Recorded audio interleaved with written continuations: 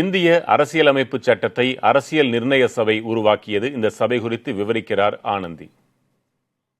அரசியல் நிர்ணய சபையோட முதல் கூட்டம் 1946ஆம் ஆண்டு டிசம்பர் 9 நடக்குது. இந்த அரசியல் அமைப்பு சட்டத்தை உருவாக்குறதுக்கு எவ்வளவு காலம் ஆணுச்சு அப்படின்னா 2 ஆண்டுகள் 11 மாதங்கள், கிட்டத்தட்ட 3 ஆண்டுகள் ஆகிடுச்சு.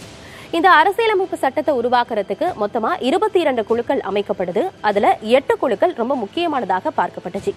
ஜவஹர்லால் நேரு, அம்பேத்கர், ராஜேந்திர பிரசாத், BN ராவ், வல்லபாய் பட்டேல், அபுல் கலாம் ஆசாத், பிராங்க் முகமது, காமராஜ் உள்ளிட்ட நபர்கள்லாம் முக்கிய உறுப்பினர்களாக இருக்காங்க. இந்த சபையில அரசியலமைப்பின் அசல் வரைவை BN ராவ் தயாரிக்கிறாரு. இந்த கூட்டம் எவ்வளவு நாள் நடக்குது அப்படின்னு பாத்தீங்கன்னா 11 அமர்வுகளாக மொத்தமா 166 நாட்கள் நடக்குது. அதே போல இந்த அரசியல் நிர்ணய சபையோட குழுக்கள் எடுத்துக்கிட்டோம் அப்படின்னா வரைவு குழு, ஒன்றிய அதிகார குழு, அடிப்படை உரிமைகள், தேசிய கொடி தற்காலிக குழு, இந்த குழுக்கள் எல்லாமே வெவ்வேறு அம்சங்கள்ல தங்களுடைய அறிக்கைகளை சமர்ப்பிக்கிறாங்க.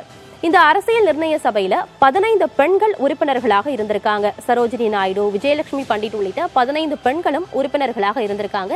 இதுவும் ஒரு முக்கியமான விஷயமாகவும் பார்க்கப்படுது. அடுத்ததா அம்பேத்கர் தலைமையிலான வரைவு குழு அரசியலமைப்பின் விரிவான வரைவை முன்வைக்கிறாங்க. அது பொது விவாதத்துக்கு விடப்படுது. அதன் பிறகு அரசியலமைப்பு சட்டம் 1949ஆம் ஆண்டு நவம்பர் 26 நிறைவேற்றப்பட்டுச்சு. அதன் தொடர்ச்சியாக இந்த அரசியல் நிர்ணய சபையோட இறுதி கூட்டம் 1950ஆம் ஆண்டு ஜனவரி 24 நடைபெற்றுச்சு. அந்த கூட்டத்துல அனைத்து உறுப்பினர்களுமே இந்த அரசியலமைப்பு சட்ட ஒப்புதலுக்காக கையெழுத்திடுறாங்க.